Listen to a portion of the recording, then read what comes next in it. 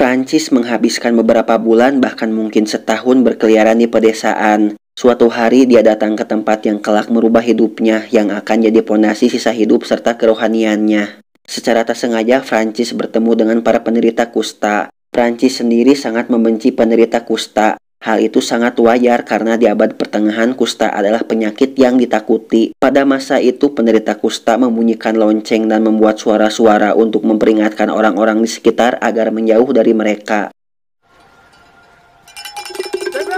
Justru pertemuan dengan orang-orang yang dibenci membuat Prancis membuka mata dan hatinya. Kemudian menyadari orang-orang penderita kusta adalah orang-orang yang menderita. Sebagai sesama manusia sudah menjadi kewajiban saling berbagi satu sama lain.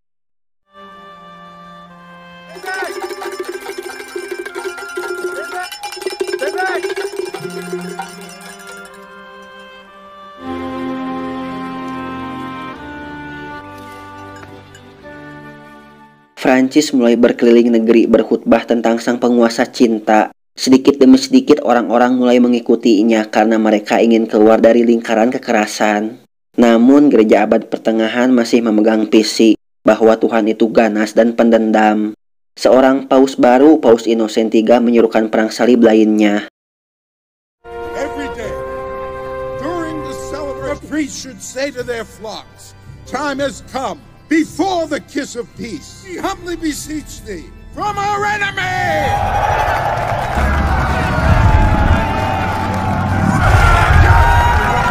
Pada tahun 1204, tentara salib menuju Konstantinopel dan menyerang Bizantium. Hal itu mereka lakukan karena Raja Alexis IV tidak menepati janji untuk mendanai perang baru di Tanah Suci. Tentara salib yang berjumlah sekitar 20.000 orang menjarah semua harta berharga dari Konstantinopel dan mendudukan kupu-kupu malam di atas tahta sang raja. Paus Innocent III yang tidak setuju dengan perilaku tentara salib mengutus kardinal terpercaya bernama Pelagius untuk mengambil kendali sekaligus untuk menegaskan otoritas Roma. Kardinal Pelagius dikenal sebagai orang yang berwatak keras, penyokong kebijakan kepausan yang keras pula. Dengan kata lain, itu adalah keunggulan gereja Roma dibanding pesaingnya, yaitu gereja Yunani dan Islam. Unless Pelagius first gives permission, understand? Setelah menguasai Konstantinopel, Paus Innocent III bersumpah bahwa perang salib berikutnya berada di bawah kendali kepausan yang sangat ketat. Dia mengirimkan perintah pada para imam di seluruh Eropa untuk merekrut pasukan baru. Salah satu yang menyambut seruan Paus itu adalah seorang pendeta Jerman yang sangat cerdas, religius, dan perancang beberapa mesin perang yang digunakan selama perang salib. Pendeta itu bernama Oliver Paderborn.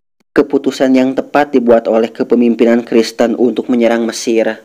Mesir dianggap sebagai basis terkuat umat Muslim saat itu. Jika Mesir yang kuat jatuh, Muslim Timur Tengah kemungkinan ikut jatuh, sehingga bisa dengan mudah kembali merebut Yerusalem. Di samping itu, Mesir merupakan rute perniagaan. Jika bisa mengendalikannya, dijamin akan menjadi orang kaya. Hanya satu hal yang menghalangi, sebuah kota benteng di muara sungai Nil bernama Damietta. Karena tentara salib tidak bisa berlayar di sungai Nil kecuali merebut kota itu.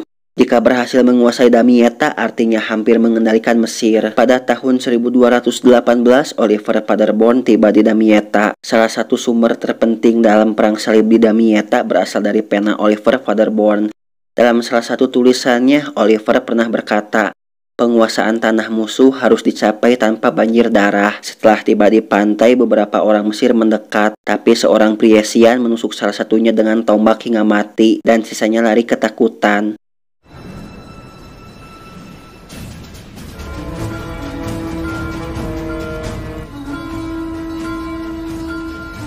Berita invasi mencapai Kairo. Sultan Al-Kamil mempercepat pasukan menuju Damietta. Karena kalah jumlah, pasukan Sultan Al-Kamil hanya bisa bertahan. Saat itu posisi Sultan Al-Kamil sangat genting. Selain harus menghadapi pasukan salib, dia berhadapan dengan bahaya kudeta dari dalam. Untuk menghindari kehancuran dan kerusakan dari perang salib, Sultan Al-Kamil berupaya untuk berdamai dengan prajurit salib. Setelah 2 tahun peperangan, biarawan Prancis datang ke Damietta ditemani biarawan bernama Illuminato untuk membawa pesan perdamaian ke perang salib. Di waktu yang sama, Kardinal Pelagius dikirim Paus untuk memimpin perang salib yang baru. Dia dikirim untuk memastikan bahwa kebijakan Paus bisa melibas umat Muslim. Setelah tiba, biarawan Prancis menghadapi ujian pertamanya. Kardinal Pelagius menyerukan serangan baru terhadap Damietta. Biarawan Prancis berusaha menghentikan perang dan meminta para tentara tak bertempur. Biarawan Prancis memberi peringatan untuk menyelamatkan mereka. Dia melarang mereka dan memberitahu ada ancaman bencana, tapi mereka menganggap kebenaran itu sebagai lelucon. Mereka mengeraskan hati dan menolak untuk kembali. Sultan Al-Kamil memimpin pasukannya untuk mempertahankan Damietta. Sultan Al-Kamil hampir terbunuh saat melawan seorang Priesian.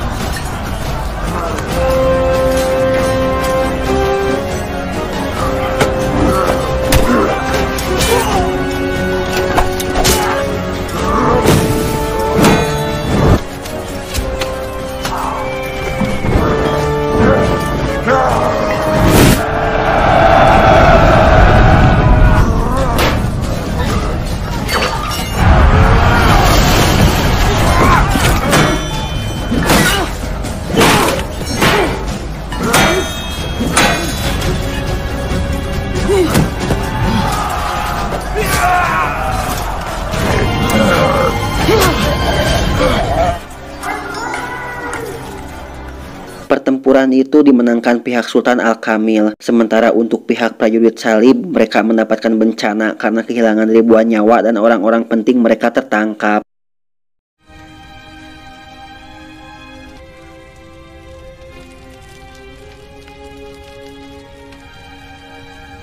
Setelah kemenangannya, Sultan Al-Kamil bukannya mengarahkan pasukannya, Sultan Al-Kamil justru mengusulkan satu perjanjian untuk mengakhiri perang. Isi perjanjiannya adalah memberikan tempat-tempat suci Kristen kepada Paus. Sebagai gantinya, Paus harus menarik mundur tentara salib. Tidak semua jenderal setuju dengan hal itu. Hal itu dilakukan Sultan Al-Kamil yang khawatir dengan keselamatan penduduk Damietta yang terkepung tentara salib. Sultan Al-Kamil bergegas mengirim utusan ke kamp tentara salib dengan tawaran perdamaiannya. This is what we will do. If the Pope what he wants, his army home. Or a treaty. Treaty? Let's punish them. Not the people of Damietta, starving to death. And how many more of our men will die if we do? No. Cannot wait. Pelagius yang menerima perjanjian itu menolaknya dengan tegas. Whole treaty is surely the devil's work. Sementara John Brienne, pemimpin perang salib yang diakui, berpikir untuk menerima tawaran itu. Fulton gives us control of our holy places. Isn't that what we want? Tapi John Brienne hanya komandan sebatas nama saja. Otoritas sebenarnya adalah Kardinal Pelagius. Di saat itu biarawan Prancis mengungkapkan rencananya untuk membawa Injil kepada kaum muslim. Biarawan Prancis akan berkhutbah di hadapan Sultan Al-Kamil agar Sultan bisa menjadi seorang Kristen supaya perang bisa berakhir. Kardinal Pelagius tak mengizinkan rencana biarawan Prancis karena Kardinal Pelagius tahu Sultan Al-Kamil yang kejam tak akan mendengarkan perkataan biarawan Prancis dan akan membunuh biarawan Prancis. Put away the swords and bring the gospel of Christ to them. Now you're being ridiculous. Only then will there be peace. Do you think that they'll kill you on sight? Your tongue out after just one word, nail it to your forehead. The devil himself, he is surely the devil's servant. No. I'm sorry. Setelah beberapa waktu, Kardinal Pelagius mengizinkan rencana biarawan Prancis.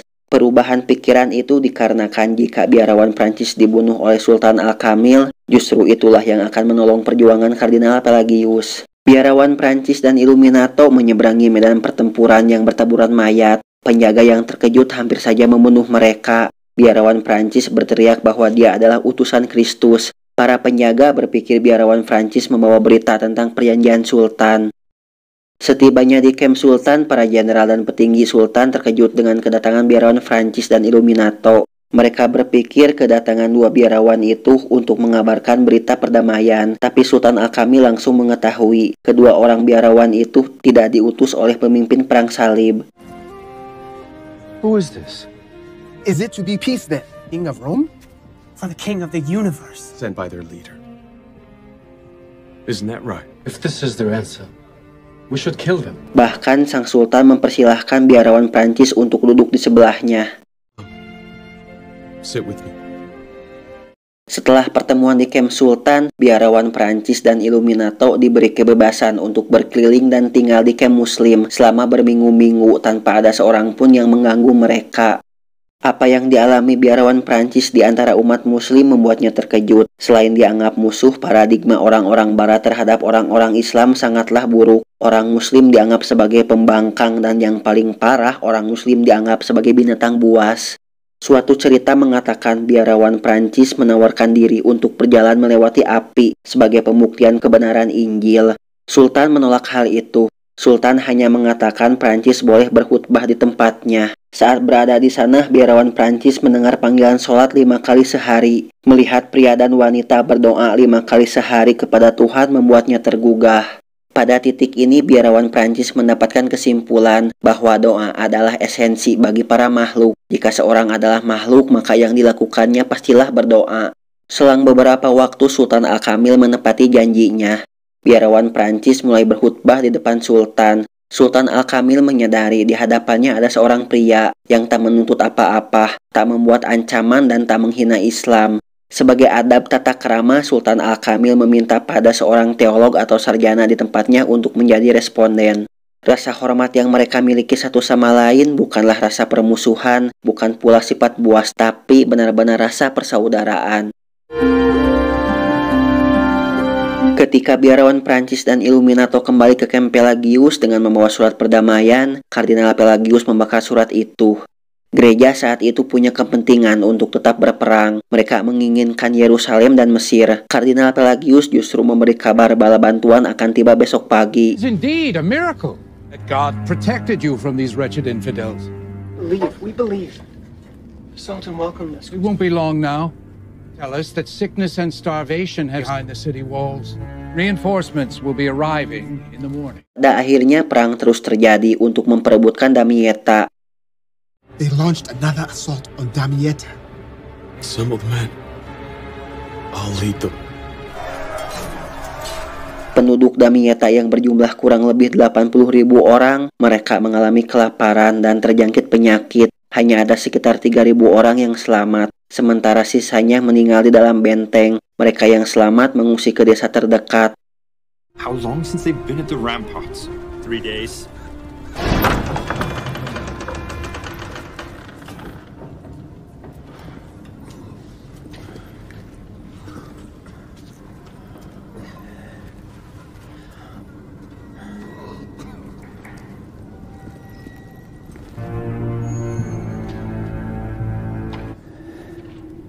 Kota benteng Damietta berhasil dikuasai tentara salib.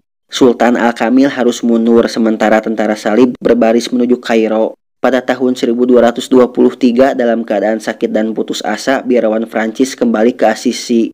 Ini merupakan titik terendah dalam hidupnya. Biarawan Prancis sadar keinginannya untuk menciptakan perdamaian justru menuju arah sebaliknya. Dalam masa keterpurukannya itu, biarawan Prancis membuat sebuah tulisan dengan visi universal yang disebut Surat untuk Mereka yang Beriman. Biarawan Prancis mendesak seluruh umat Kristen di dunia, baik pria atau wanita, untuk berdoa bersama dimanapun mereka berada. Tulisan biarawan Prancis ini berakar dari pengalamannya di Damietta ketika pria dan wanita Muslim melakukan sholat. Kemudian wawasan ini diterjemahkan dalam tulisannya sendiri untuk seluruh umat Kristen. Indikasi terbesar biarawan Prancis berubah sejak pertemuannya dengan Sultan Al-Kamil. Biarawan Prancis menyerukan umat Kristen hidup damai di kalangan umat Muslim. Biarawan Prancis satu-satunya figur suci pada masa itu yang mau melihat kebaikan dalam diri orang-orang non-Kristen. Sementara itu, Kardinal Pelagius hanya dalam hitungan hari menuju Kairo. Satu-satunya pemikirannya sekarang adalah mengalahkan Sultan Al-Kamil.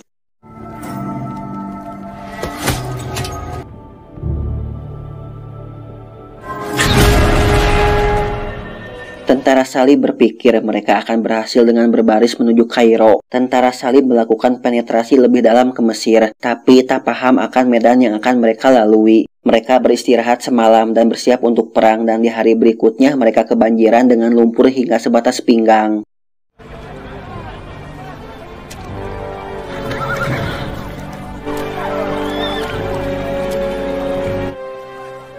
We are defeated. Sultan Al-Kamil memerintahkan pintu air dibuka dan membanjiri wilayah kaum tentara salib. Mereka tak bisa bertempur, justru terkepung. Prajurit muslim bisa saja menyerbu mereka sesuka hati. Mereka jatuh karena terkena wabah. The Nile is rising. Here on the floodplain.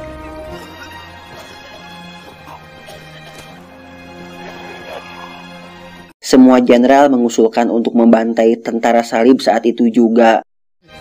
They've left us no choice, and you know it.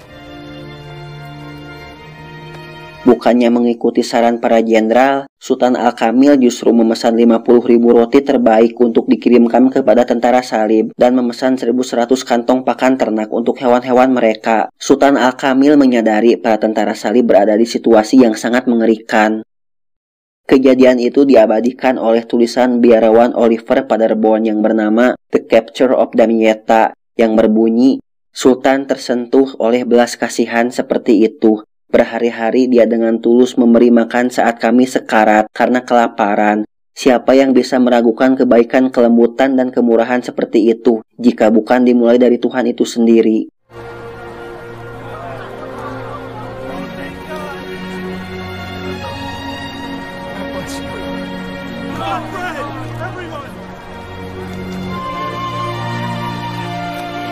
Pada tahun 1224, biarawan Prancis menulis untuk terakhir kalinya. Biarawan Prancis menyebut sifat-sifat Tuhan yang dia puji yang disebut The Phrases of God. Tulisan biarawan Prancis itu berakar dari The 99 Names of God, umat muslim, atau lebih dikenal dengan nama Asmaul Husna. Charity. You are our hope, love. Loving, the compassionate, merciful, forgiving, guide to the right path.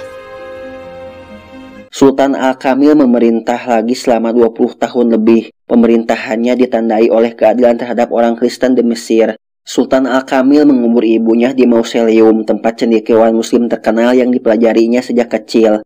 Prajurit salib menyerahkan kendali atas Damietta dan kembali ke Eropa. Impian Pelagius untuk menaklukkan Mesir berakhir sudah. Beberapa tahun kemudian dia kalah perang lagi, melawan Raja Kristen yang menolak mengirim pasukan ke perang salib. Tak lama setelah kekalahan itu, Kardinal Pelagius meninggal. Oliver Paderborn kembali ke Jerman dan tak pernah lagi melakukan bisnis perangnya. John Brienne memberikan kekayaannya kepada Ordo Fransiskan. Dia dimakamkan mengenakan jubah sederhana seorang biarawan. Sementara biarawan Prancis meninggal 7 tahun setelah peristiwa Damietta. 2 tahun kemudian gereja menobatkannya sebagai santo atau orang suci. Film pun berakhir baraya.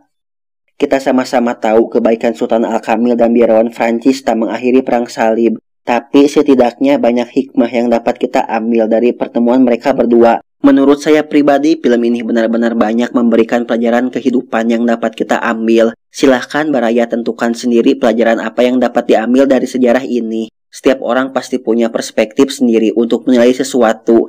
Akhir kata saya terima kasih banyak sudah mampir untuk menonton. Assalamualaikum.